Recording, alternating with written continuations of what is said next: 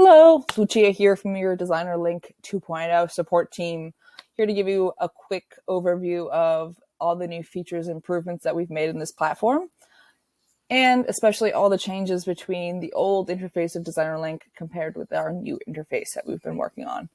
So without further ado, we're going to jump right in. When all users log in for the first time, they see the dashboard. And right off the bat, you'll notice that we've added a couple great charts and graphs to the page to really give you a more visual aspect of your data. So we have two options to toggle from. We have the time and team chart, and then we have the proposal versus order total chart. Definitely check those out, see what it looks like with your data, and of course, let us know if you have any feedback. As we move down the dashboard page, you'll notice you have access to your recently updated projects. You can either click on the project name to open up that edit client details, and you're also able to click this open project button, and that will bring you to the single project page. Below, you'll notice that you have an overview of all your alerts and things that really need your attention within the app. So of course, you can see any purchase orders awaiting your approval. Same with invoices, any comments that your purchasing team that has made on a purchase order or an invoice that needs your attention. And of course, any item alerts that we'll get to once we jump into a single project. On the right-hand side, you'll notice a new feature, favorite items. So here is where it's really going to be best used by how you guys decide as a team. So the intention behind the favorite items was to be able to have quick access to items that were high priority for you, whether that be an item that might not make your install, an item that's for a really high priority client, a vendor that you know is always delayed or happens to forget to place orders. Whatever is going to help you keep track of your items and make sure you have a smooth install. Really think about utilizing favorite items as a tool there. Above the page, you'll notice you have your global search. Here you can search for any item or time entry, client, etc. Any object that exists in DesignerLink, you can search for it here in this global search.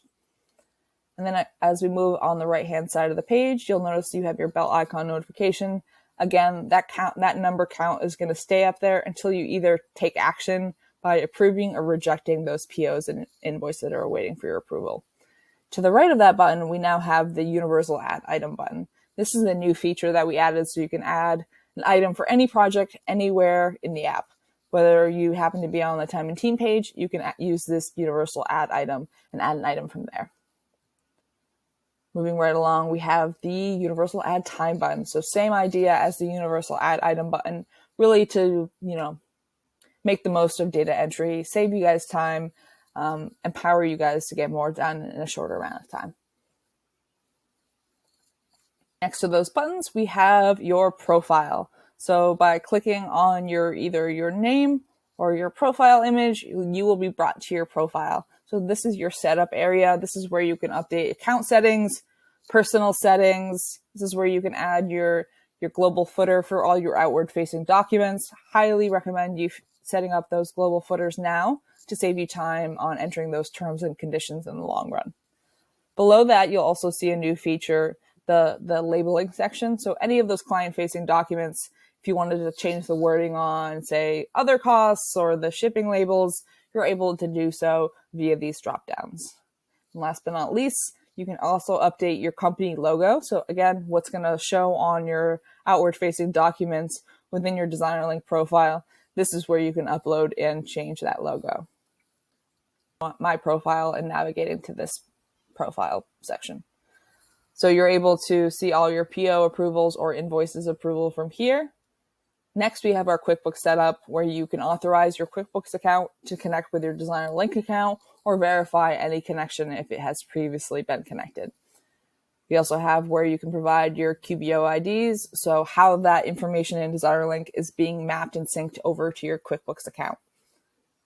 Next, we have our syncing tab. So this is where you can just resync any of your information and data in QuickBooks with your DesignerLink account. And of course, if you had any custom fields to map, this is where you could also update that information. You can also manage your users, update your presets. Same idea. Presets are going to save you time in the long run.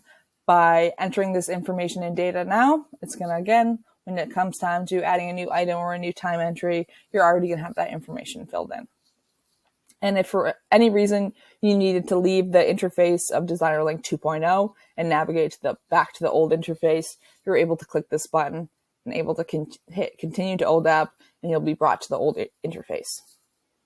And of course, to log out, simply click log out and you'll be logged out of the DesignerLink app. When we're back on our dashboard, we're going to start navigating to some of the other pages within the DesignerLink 2.0 app. So the first page we're going to navigate to is the projects page. So here, this is where you used to be brought to in the old interface when you logged into this platform for the first time. Now, so on the all projects page, you'll notice you have a couple different options of customizing what you see. So over here on the right-hand side, you're able to edit any of the columns that you want to see displayed. And of course, you can export any of the information that you have in terms of project data. You can also add a new project from here. This is where you add any relevant project details and save. And of course, you can add time from here for any project. Navigate to different tabs to see different aggregations of your projects. And to navigate to a single project page, simply click on the project name. You'll be brought to that single project page. The first tab of a single project page is the room view. So here, this was a very requested feature from our users of DesignerLink to see all of your items for a project aggregated by room. So it's really easy to see all of your items under living room, for example, or all your items under dining room. So this was a big request from our users. So definitely play around with it, see how it's useful for you and your team, and please give any feedback, of course. On the next tab, we have our custom view. So this is really where, again, fairly self-explanatory. This is where you can customize any of the columns to see all of the items for that project. So as you can see, I have 4 columns selected, but if I hit the edit column button, I can go ahead and select all columns available. I can deselect any, change the order in which they're displayed on my page, search if I wanted to, look for, ship to or shipping costs.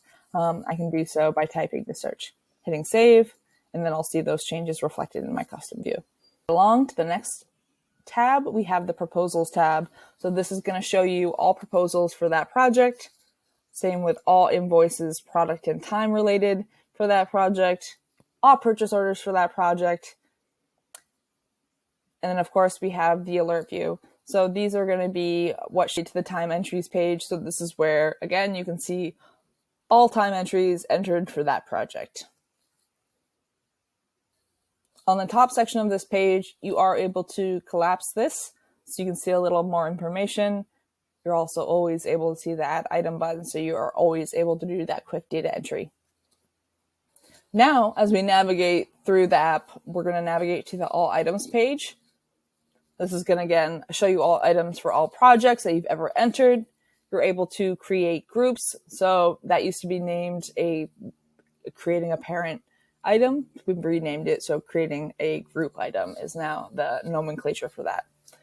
So you'll notice that the interface of creating a group is much more simplified. You're able to add items for that particular group directly within this interface, and most of the fields remain the same. Navigating right along, we're going to be going to the time and team page. So this is where you're going to be able to update any project billing rates, add time, run time entry reports, see all of your unbilled versus billed time. You're also able to create universal billing rates as needed. So if you wanted to add a new billing rate, but you wanted to select all projects that existed in your system, so you didn't have to enter, 15 different project billing rates, this is a great new feature that was highly requested. So you're able to add, the same employee rate and apply it across all projects. Again, for, the economy of space on your page, you can collapse this top chart and just see a more condensed view. Moving right along to the vendors page, here is where you can see all your vendors. You're also able to customize the columns that you see, export any of that vendor information for any CRM related purposes. You're able to add a new vendor via the add vendor modal and just hit save. And of course, you're able to view your vendor balances and toggle between the client and vendor balances as you could in the current application. Navigating to the client's page, similar feature and function to the vendor page. You can add a new client from here. Say you already had an existing client and you had a couple projects, you're able to, if I say edited this client, I'm able to see any projects related to that client within the edit client modal. Moving right along to the report, we really wanted our users to get a good feel for all the changes that we made in DesignerLink.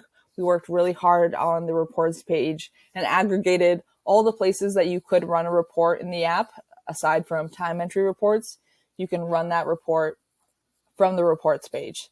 So the first tab that you're brought to in the reports page is the product report. So to start seeing data in your product report, the first thing you need to do is select either a template from the dropdown, or you can simply start creating your own report and adding your own columns.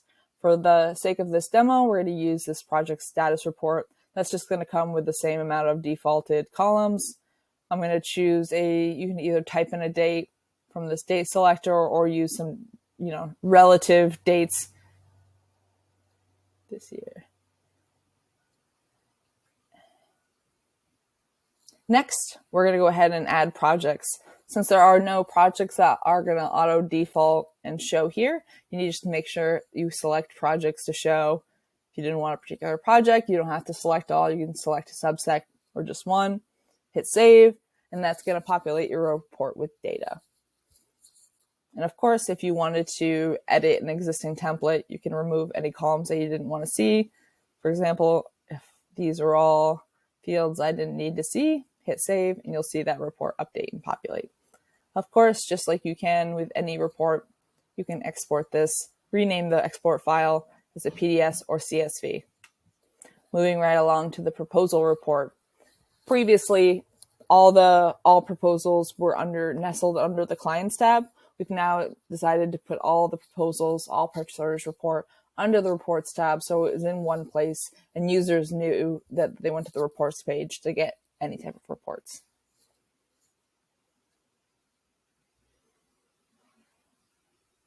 Last but not least, we have the uncat expenses and uncat income. This is what data will show if that's pulling from QuickBooks. Any of your, big credit card expenses, income that's showing up, this information will also display here, where you can go ahead and categorize and update as you see fit. Rounding out the end of this demo, I just wanted to reiterate with users how they give feedback and communicate with our support team. So for example, if you had a new feature request or idea that you just wanted to, go ahead and log, use this red feedback button. What this feedback button will do, it's going to take a screenshot of whatever page you're on, and you're able to then add a title and describe what issue or feedback that you would like to submit to our team. To get, general help, to get like real-time help if you want to just start chatting a member of our support team, or start, looking for some user articles that could maybe help yourself. We have this intercom chat feature. You just simply click this open. You can just start typing a message to us. Say, vendor help, anything. What Intercom's going to do is suggest some articles that might help you. And you can also visit our help center to see all articles and user guides that are available to all of our DesignerLink users. So highly encourage, poking around with our user guides. There's a lot of information, a lot of step-by-step guides, a lot of videos. And of course, feel free to just chat a member of our team if you just wanted to walk through, chat through an issue in real time. We'll usually get back to you in under an hour. Thank you so much for your time. Have a great rest of your day. And yeah, see you out there.